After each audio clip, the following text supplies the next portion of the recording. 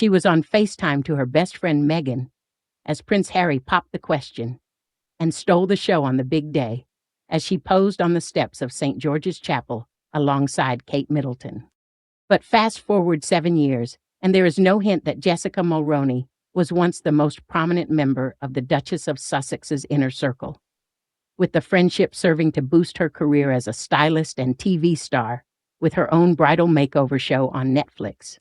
The rift in the friendship can be traced back to 2020, when Jessica was involved in a white privilege row with influencer Sasha Exeter. She was swiftly dropped from her styling slot on Good Morning America, and apparently by Meghan too in the wake of the controversy.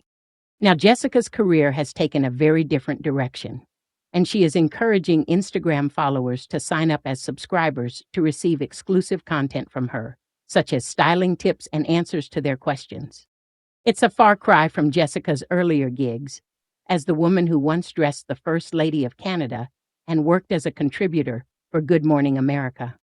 Meanwhile, Meghan, who herself has been curating a social media presence since January, with a whopping 3.9 million followers on Instagram, a Netflix lifestyle series, and a new Montecito aesthetics-inspired brand, hasn't been seen in public with Jessica in 5 years. The stylist hasn't featured in any of her TV shows or podcasts, and they do not follow each other on social media.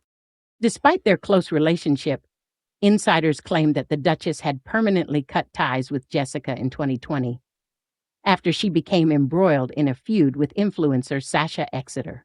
The clash, which occurred in the wake of the Black Lives Matter movement and the death of George Floyd, saw Jessica take offense to a generic call to action post Sasha had shared about the movement.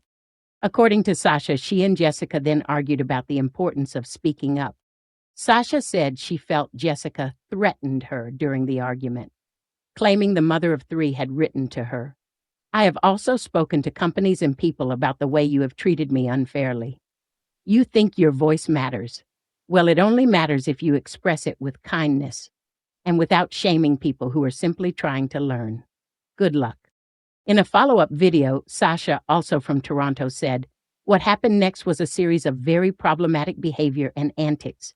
I'm by no means calling Jess a racist, but what I will say is this. She is very well aware of her wealth, perceived power, and privilege because of the color of her skin. And that, my friends, gave her the momentary confidence to come for my livelihood in writing. Textbook white privilege, really, in my personal opinion."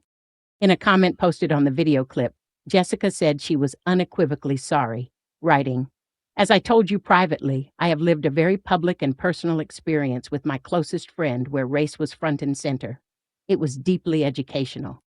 Shortly after posting the clip about Jessica, Sasha claimed she had been targeted by trolls who were sending her death threats. Sharing a video to her Instagram stories in her dressing gown, Sasha said, "I've been up since 4 a.m. responding to trolls.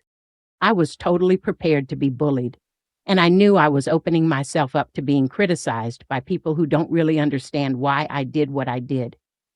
But let me make clear that any threats to my personal safety will not be tolerated."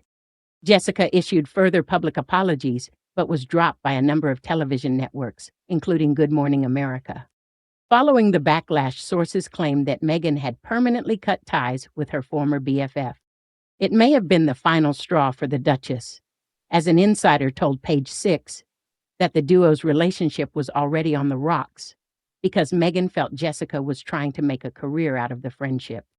The white privilege row has really given Meghan the excuse she was waiting for to cut Jess off for good, the source said. "I don't know what the tipping point was, but Jess has been on the outs for some time." Canadian TV network CTV also cut off ties with the stylist, revealing that it would be pulling all episodes of her wedding-themed reality TV show I Do Redo from its platform. Jessica also stepped down from the board of directors of the Shoebox Project, the charity she co-founded a decade ago to provide gifts to women living in shelters or accessing community support, according to public records. In light of recent events, the charity supports Jessica's decision to step away from the board of directors, read a statement from the organization at the time.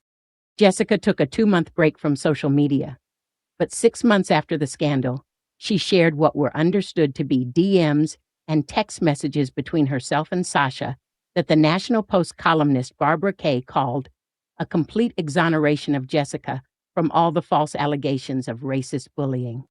Kay concluded that Jessica is innocent of the moral crimes she has been so unjustly charged with.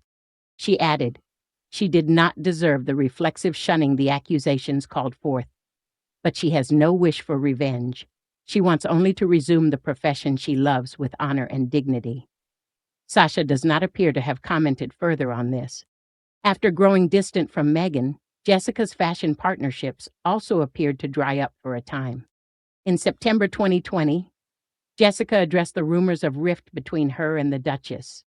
She wrote on her Instagram stories, "I'm going to tell this once and for all. Meghan and I are family. She is the kindest friend and has checked up on me every day."